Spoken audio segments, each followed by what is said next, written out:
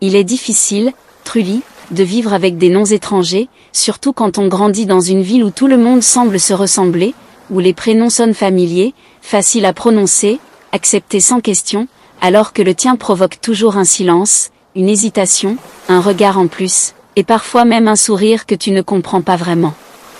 Je m'appelle Aylan, et pendant longtemps, j'ai cru que mon nom était un problème, une erreur que je devais corriger pour m'intégrer, pour passer inaperçu, pour ne plus sentir ce poids invisible qui me suivait partout, à l'école, dans la rue, même quand je ne disais rien.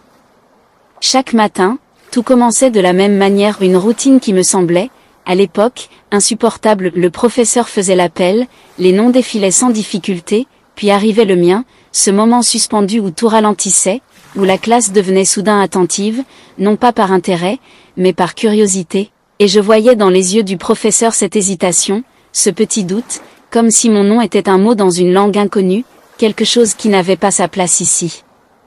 Parfois, il essayait de le prononcer, parfois il le déformait, parfois il abandonnait et disait simplement « présent », sans même oser le lire, et à chaque fois, quelque chose en moi se refermait un peu plus. Ma petite sœur, Mira, elle, était différente, elle portait son nom comme une force, comme une identité qu'elle refusait de cacher, elle corrigeait les gens, elle répétait son prénom jusqu'à ce qu'il soit bien prononcé, elle ne baissait jamais les yeux, et je ne comprenais pas comment elle faisait, comment elle trouvait ce courage que moi je n'avais pas, comment elle pouvait affronter les regards sans trembler, alors que moi je cherchais toujours une manière de disparaître.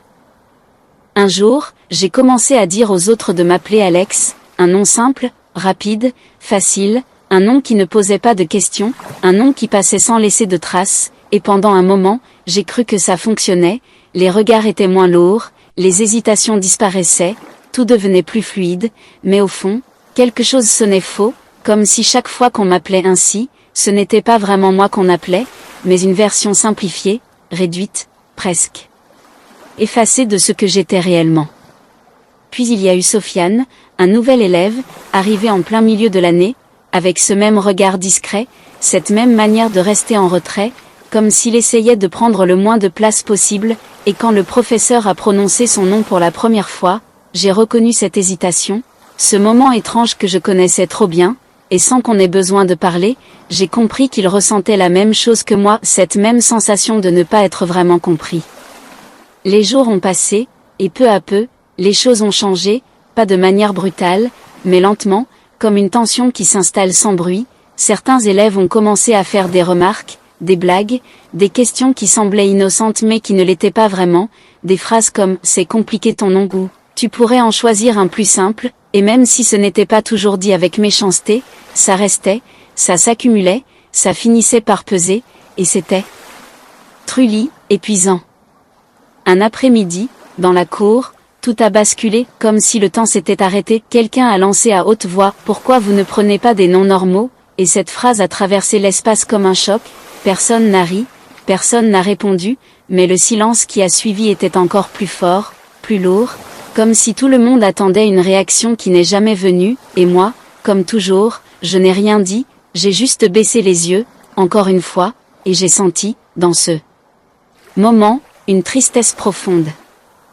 Le soir, à la maison, ma mère nous a regardés longuement, elle n'avait pas besoin qu'on parle, elle savait déjà, elle a posé une main douce sur la table, et a dit que nos noms n'étaient pas des erreurs, qu'ils portaient une histoire, une mémoire, quelque chose de plus grand que nous, quelque chose qui nous dépassait, mais ces mots, aussi vrais soient-ils, n'effaçaient pas ce que je ressentais au fond de moi, ce mélange de honte et de fatigue, cette envie d'être simplement comme les autres.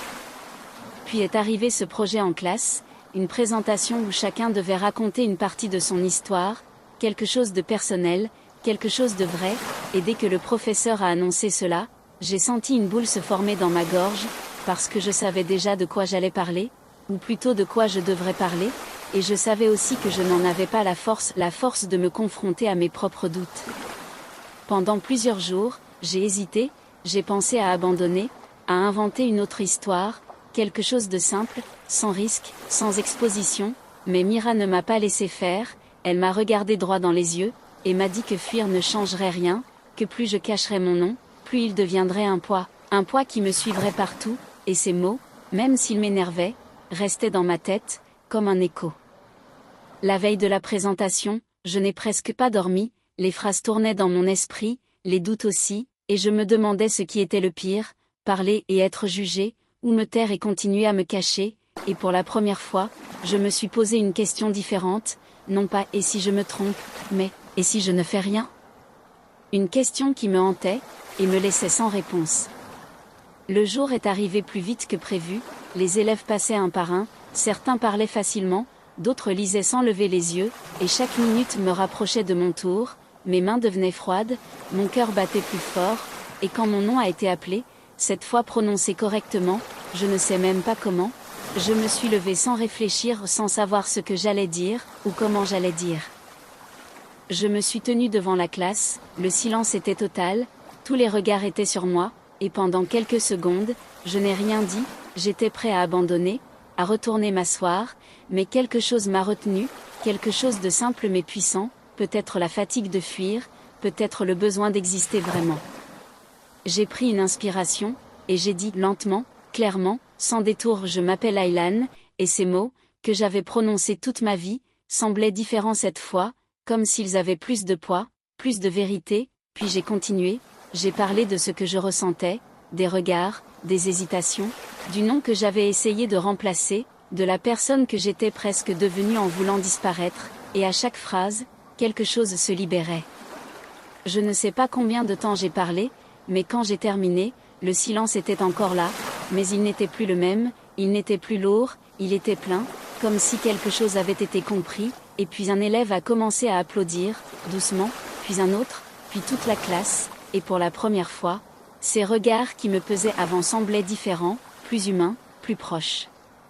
Rien n'a changé d'un coup, la vie n'est pas devenue facile, certaines personnes sont restées les mêmes, certaines situations aussi, mais moi, je n'étais plus le même, parce que j'avais compris que ce n'était pas mon nom le problème, mais la manière dont je le voyais, la manière dont je le portais, et que tant que je le cacherais, je me cacherais aussi. Aujourd'hui encore, il y a des hésitations, des erreurs de prononciation, des questions, mais elles ne me définissent plus, parce que j'ai arrêté de vouloir être quelqu'un d'autre, et même si ce n'est pas toujours simple, même si parfois le doute revient, je me rappelle de ce moment, de cette voix qui tremblait mais qui parlait quand même, et je sais que vivre avec un nom différent n'est pas la chose la plus difficile. Le plus difficile, c'est d'apprendre à l'accepter, à l'assumer, et à en faire une force. Et aujourd'hui, quand j'entends mon nom, je ne ressens plus ce poids d'avant, je me sens libre. Je ne cherche plus à le cacher, ni à le remplacer. J'ai compris que ce qui me rend différent ne me rend pas plus faible, au contraire, cela fait partie de ma force. Peut-être que le monde ne changera pas toujours, peut-être que certaines personnes continueront à juger ou à ne pas comprendre, mais moi, j'ai changé. Et parfois, c'est suffisant pour tout transformer. Parce qu'au final, le plus difficile n'est pas de vivre avec un nom étranger, le plus difficile, c'est d'apprendre à s'accepter soi-même. Et une fois que tu fais ce choix, même les choses les plus lourdes deviennent un peu plus légères, et cela, c'est, truly, une sensation libératrice.